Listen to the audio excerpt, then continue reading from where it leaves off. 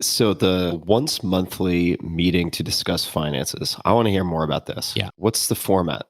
Okay. So you and I talked on our last podcast about checking in, and you had some great suggestions for some questions, and we've used those and adapted those for our own relationship. It's one thing to do a relationship check-in. Yep. I also think another really valuable check-in is a financial check-in. And so the way that we do it is we have a spreadsheet that we've built. It's custom for us based on what's important to us. So we have our expenses that are in there. In the course of a 30-minute call, we will look over our expenses. And the call, by the way, is with a third party who kind of walks us through some of the numbers. The expenses take 5 minutes because really most of our expenses are planned for. Okay, I'll give you an example. Except for your handbags. Except for the handbags. That's right. Well, those are going to be an incoming gift from Tim Ferriss soon enough. my private labeled handbag line. I can't believe you've told the world. That's right. So here's the thing I think about expenses. I think most people, they spend all their time looking at expenses, and it's really depressing. Yeah. This is the wrong place to spend a lot of time. What we did instead was we said, okay, our groceries are basically the same every single month. Our rent is basically the same every single month. There's a couple of areas that are variable. So we actually sat down at the end of the year and we planned out how many trips do we want to take? How much is each of those trips? And we got pretty granular about it. We also know that some surprise expenses come up with things like gifts. So we planned it out appropriately ahead of time. This is how many people we're going to give gifts to. This is the amount we're going to gift. Charity, same thing. And so those are baked in. So on a given month, yeah, we might be a little bit over on food. We might be a little bit under on gas, but it's basically within parameters. Okay. After 5 minutes of that, we spend way more time looking at our rich life goals.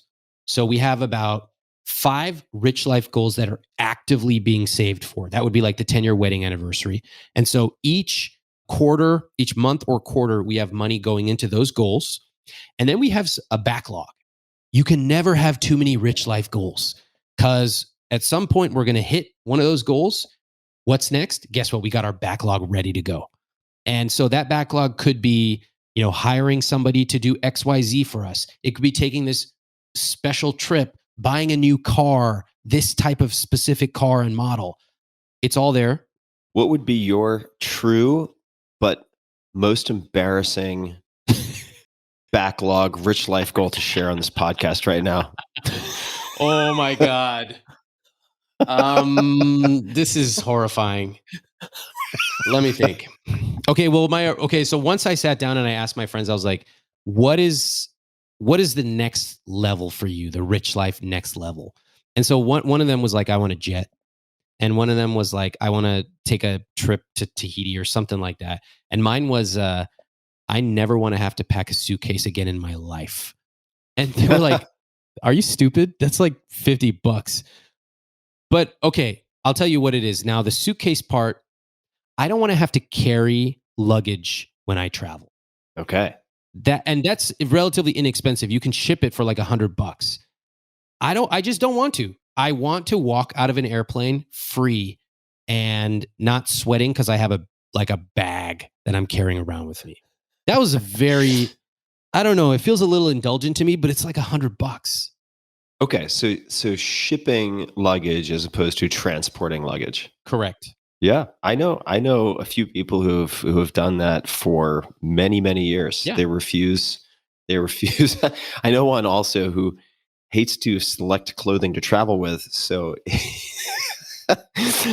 he wears black shirt, tan cargo pants every day, kind of Steve Jobs with like a Limp Bizkit twist to it, and same shoes.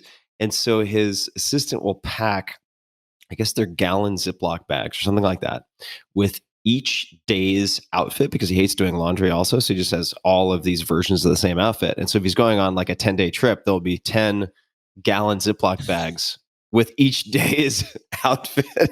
This is not what I So- thought was going to be his rich life, but God bless you. I mean, all the best. That's why it's his rich life, That's right. Ramit. All right. Okay, so that's what we do. So we start off with the expenses, like 5 minutes. We spend more time on the rich life goals, and then we have an open backlog of questions. You know, there's sometimes things like, hey, we've got this trip coming up. Like, do we want to stay here or there? Or like, should we get this or that? Things like that. We have a document, a running document that we just track these questions on. And usually within 30, sometimes 60 minutes, we're good to go for about a month. That's roughly the structure. I would encourage it for anybody. And I want to add a twist for people. When you do these meetings, it can be really depressing because talking about money for most people is really negative. Why did you spend this much? We don't want that at all. We want this to be a positive experience. So I would encourage, if possible, go out to dinner, or if you have children and you have the ability to maybe get some help for 1 hour, 2 hours, take advantage of that. This is supposed to be a positive experience where you can say, you know what? I really want to talk about money in a way that benefits both of us. And I would love to get your input. What can we do to make this a great environment for us to have this conversation? Do that. And you're going to be way more set than having it with dinner on the table and people screaming. That's not going to be conducive to this type of meeting.